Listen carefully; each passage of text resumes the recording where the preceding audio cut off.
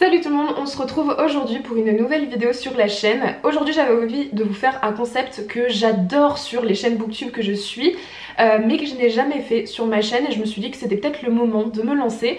J'avais envie de vous emmener avec moi dans une après-midi book shopping. Qu'est-ce que le book shopping? Je pense que tout est dit dans le titre. C'est du shopping de bouquins, d'aller dans des librairies et d'acheter quelques livres qui me font plaisir. C'est quelque chose que je fais de temps en temps, mais c'est vrai que je vous emmène pas forcément dans mes book shopping. Mais dernièrement j'ai reçu une carte cadeau d'une librairie de Nantes que j'avais vraiment envie d'utiliser d'ici la fin de l'année. Mais aussi je me suis dit que c'était donc l'occasion d'aller dans certaines de mes librairies préférées de Nantes, puisque je ne suis pas vraiment allée beaucoup depuis que je suis rentrée sur Nantes, et que je pouvais vous emmener avec moi pour vous faire découvrir quelques librairies, quelques adresses si un jour vous passez sur Nantes ou que vous vivez dans cette ville. J'ai pas vraiment de liste de livres que j'ai envie d'acheter. Il y a quelques livres que j'ai en tête, mais ça va dépendre de ce que je trouve. L'idée c'est pas non plus de me faire un craquage, je vais pas acheter 15 livres, mais c'est de me faire plaisir avec quelques bouquins que j'aimerais lire d'ici la fin de l'année aussi, donc je vais pas trop en acheter non plus. Mais en tout cas l'idée c'est surtout de me faire plaisir, de me balader dans les bouquins, de noter plein de titres qui me font envie, de découvrir quelques nouveautés, bref, de me faire du bien. Cet après-midi je vais être accompagnée donc de ma mère qui va venir faire du book shopping avec moi et qui filmera sûrement quelques plans aussi. Je pense que je vous ai tout dit, donc on va partir pour le reste de la vidéo.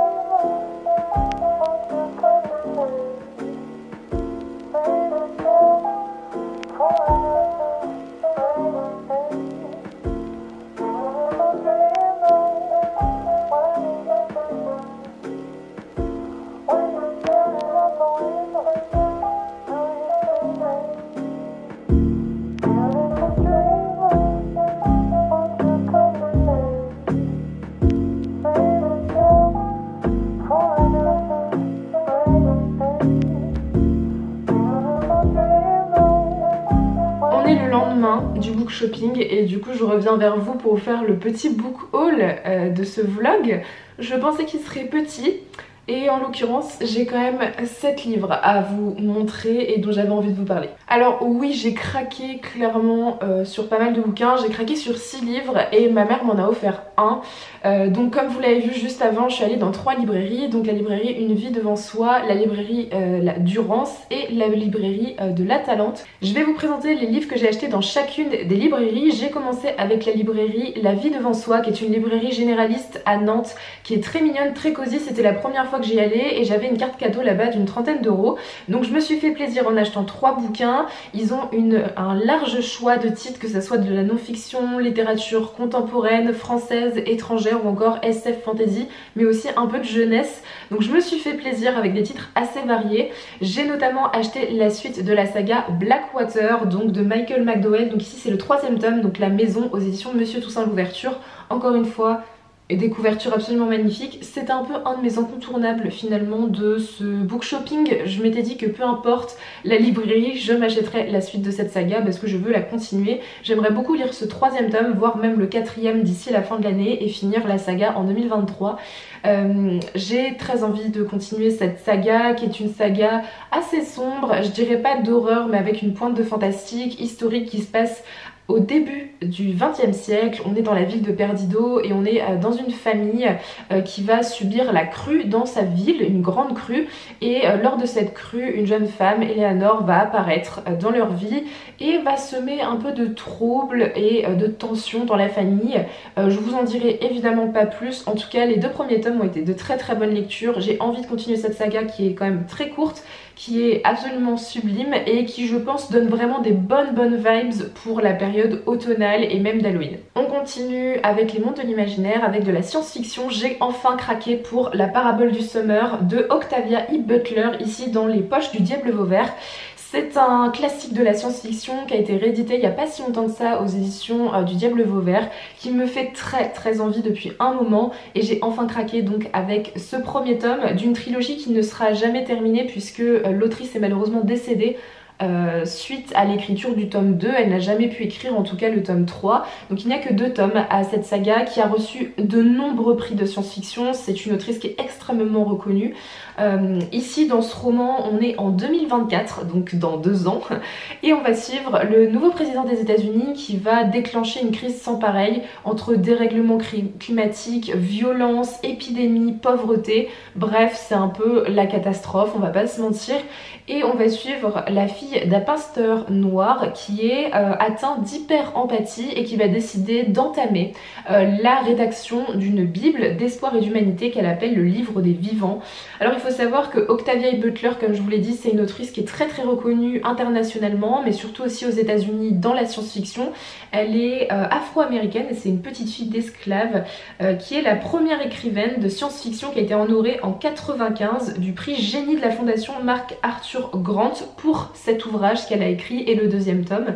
Et elle est malheureusement décédée assez prématurément, donc à l'âge de 59 ans en 2006. Donc on n'aura jamais la suite de cette saga, mais c'est quand même une autrice que j'ai très envie de découvrir parce que chacun de ses romans m'intéresse, parce que j'ai aussi envie de découvrir les classiques de la science-fiction et pas que des classiques écrits par des hommes mais aussi écrits par des femmes, parce qu'il n'y en a pas énormément, donc quitte à faire, j'aimerais aussi beaucoup les découvrir.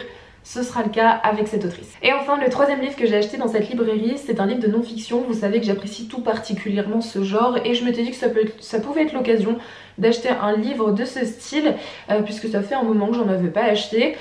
Ici il y en a un titre qui m'a un peu tapé dans l'œil suite à une vidéo de Lire avec Lilia, qui est une booktubeuse que j'apprécie beaucoup et qui a notamment lu récemment et adoré Féminisme islamique de Zahra Ali aux éditions La Fabrique Édition. Ici c'est un livre dont le titre peut faire sursauter certains et certaines d'entre vous, mais ici l'idée ça va être de déconstruire les stéréotypes et préjugés qu'on peut avoir sur les mouvements féministes dans le monde musulman. Donc ici on va avoir des avis d'intellectuels, de chercheuses et de militantes qui sont engagées dans une démarche féministe dans le monde religieux musulman, et l'idée ici ça va être via cette autrice de décoloniser un peu le féminisme qu'on connaît actuellement. Je trouve ça extrêmement intéressant parce que c'est vrai que j'ai lu quelques ouvrages sur le féminisme qu'entre guillemets on connaît toutes et tous, mais c'est vrai que sur ce sujet là en particulier j'ai très peu lu de choses et j'en sais très peu, donc c'est pas forcément un sujet sur lequel je m'exprime beaucoup, de peur de dire des bêtises ou de discriminer, et du coup je me suis dit que ça pouvait être l'occasion. Le livre est assez court mais m'a l'air très complet et ça m'a l'air d'être une bonne introduction en tout cas à ces thématiques là. Lire avec Lilia me l'avait évidemment encensé soit sur Instagram soit sur YouTube et ça m'avait vraiment tenté, et c'est une fille dont j'aime beaucoup les recommandations, notamment en non-fiction, donc je pense que je peux y aller les yeux fermés. J'ai hâte de le lire et de vous en reparler. Ensuite je me suis rendue dans la librairie Durance. J'ai craqué pour un livre en VO anglaise parce qu'il n'y a pas beaucoup de librairies qui ont des livres en anglais. C'est vrai qu'ils ont quand même une sacrée sélection dans cette librairie. Si ça vous intéresse, c'est que vous êtes à Nantes, que vous voulez vous acheter un livre en anglais, n'hésitez pas à aller jeter un coup d'œil. En tout cas j'ai craqué pour un livre qui me fait envie depuis un moment. C'est aussi un livre assez court finalement, j'ai peu de livres très longs dans cette pile à lire. J'ai donc craqué pour Piranesi de Susanna Clarke, ici aux éditions Bloomsbury. Il a été publié en français, il a été traduit, donc si ça vous intéresse vous pouvez aussi vous le procurer. Ici on est dans un monde imaginaire, on est dans un livre de fantastique fantasy où on va suivre le personnage de Piranesi qui vit dans une maison. Il a l'air de toujours y avoir vécu et d'y vivre seul jusqu'au jour où il a cette impression qu'en fait quelqu'un vient d'arriver dans cette maison et il se demande qui c'est et pourquoi. J'avoue que je veux pas en savoir plus parce que déjà le résumé est extrêmement intriguant, il y a peu de détails, parce que j'ai pas envie de me spoiler parce qu'il est quand même assez court et apparemment ça a été un coup de cœur pour énormément de gens l'année dernière et cette année. J'ai envie de me plonger dans cette histoire. Je pense que ça peut être un livre qui est parfait pour cet hiver. Je sais que le Paper Palace et Cornelius l'ont énormément recommandé. Ça a été une très bonne surprise de leur côté aussi. Donc forcément, je me suis laissée convaincre. C'est aussi le grand gagnant du Women's Prize for Fiction, qui est un grand prix quand même de littérature anglophone. Donc voilà, j'ai envie de me lancer dans cette histoire, j'ai envie de découvrir du Susanna Clarke aussi, puisqu'elle a aussi écrit Jonathan Strange et Mr. Norrell, qui est aussi un bouquin qui m'intéresse beaucoup, mais qui est une énorme brique de plus de 1000 pages, donc forcément on s'y lance pas aussi facilement que dans Piranesi. Mais je pense que voilà, c'est un livre parfait pour cette période. Il me fait extrêmement envie, il est court, il sera sûrement lu d'ici le début de l'année 2023. Et enfin, je me suis rendue dans l'une de mes librairies préférées de Nantes, qui est La Talente. La Talente, c'est à la fois une librairie mais aussi une maison d'édition qui publie des romans de SF, de fantasy et de fantastique. Je pense que vous la connaissez si vous aimez ce genre et que vous lisez notamment des traductions en français. C'est une maison d'édition que j'aime beaucoup et c'est aussi une librairie dans laquelle j'adore aller, évidemment avec notamment des libraires extrêmement passionnés. J'ai craqué, il y avait un livre que j'avais envie de me procurer depuis plusieurs semaines, depuis que j'en ai entendu parler à la fois sur le booktube français et anglais, et forcément j'ai craqué pour 3 livres. Le premier, celui pour lequel je suis venue à La Talente, il s'agit de Un psaume pour les recyclés sauvages de Becky Chambers, donc aux éditions de La Talente. Becky Chambers, c'est un peu une autrice qui a percé dans le monde de la SF positive ces dernières années, notamment en France. Elle a plusieurs de ses parutions qui ont été traduites. Et ce roman me faisait terriblement envie. Pourquoi? Parce que ici on est dans un monde où les robots ont décidé d'arrêter d'asservir la population humaine, de lâcher leurs outils et d'aller vivre leur propre vie. Et un robot va revenir vers un moine de thé qui s'appelle Dex. Ce robot qui a tenu une promesse va venir prendre des nouvelles de Dex et lui demander de quoi les gens ont-ils besoin. Donc c'est une sorte de réflexion, j'ai l'impression, qui va mêler science-fiction, peut-être un peu de philosophie. En tout cas, c'est une autrice que j'ai envie de tester depuis un moment. C'est aussi un roman assez court, donc ça me permettra de tester et de voir si j'apprécie cette autrice, même si j'en n'en doute pas. Je pense que ça va être une excellente lecture. J'aime aussi énormément la couverture. Et le deuxième tome sort en mars, donc je pense que j'aurai le temps de lire le premier tome avant que le deuxième paraisse. En tout cas, c'est encore une fois une autrice dont j'ai beaucoup entendu parler, notamment sur la chaîne du Paper Palace et de Cornelius, qui font partie de mes booktubeurs préférés, dont je suis finalement les recommandations un peu les yeux fermés. Donc j'ai hâte de me plonger dans cette histoire. Ensuite, encore une recommandation du Paper Palace qui clairement fait toute ma pile à lire actuellement. Un livre qui m'a fait donner très envie, même si elle n'avait pas forcément eu un coup de cœur pour ce bouquin. Je trouve le concept super intéressant. Il s'agit des Abysses de Rivers Solomon aux éditions J'ai lu. Je sais que le Paper Palace l'a lu, je pense, dans le cadre de son club de lecture si je ne me trompe pas, et j'avais adoré. Je ne connaissais pas du tout cette histoire et ça m'avait l'air extrêmement intéressant. Ici on est à l'époque du commerce triangulaire. À cette époque, les femmes noires esclaves qui tombaient enceintes pendant les traversées étaient jetées à la mer puisqu'elles ne pouvaient entre guillemets servir à rien.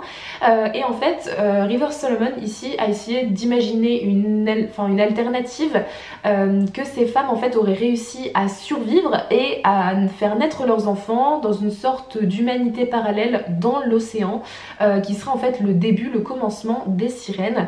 Et ces femmes ont oublié un peu leurs origines, d'où vient en fait leur population, leur peuple, et une jeune femme qui s'appelle Yetu va leur rendre apparemment la mémoire. C'est tout ce que j'en sais. C'est un livre encore une fois assez court, mais le concept a l'air extrêmement intéressant et c'est vrai que c'est un livre qui m'a l'air très prenant.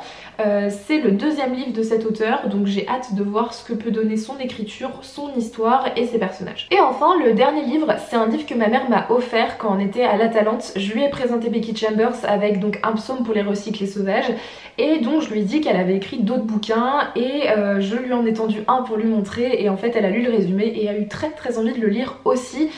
Du coup ça va me permettre de lire d'autres livres de Becky Chambers puisque elle m'a offert Apprendre Super Bonheur, donc de Becky Chambers aux éditions La Talente.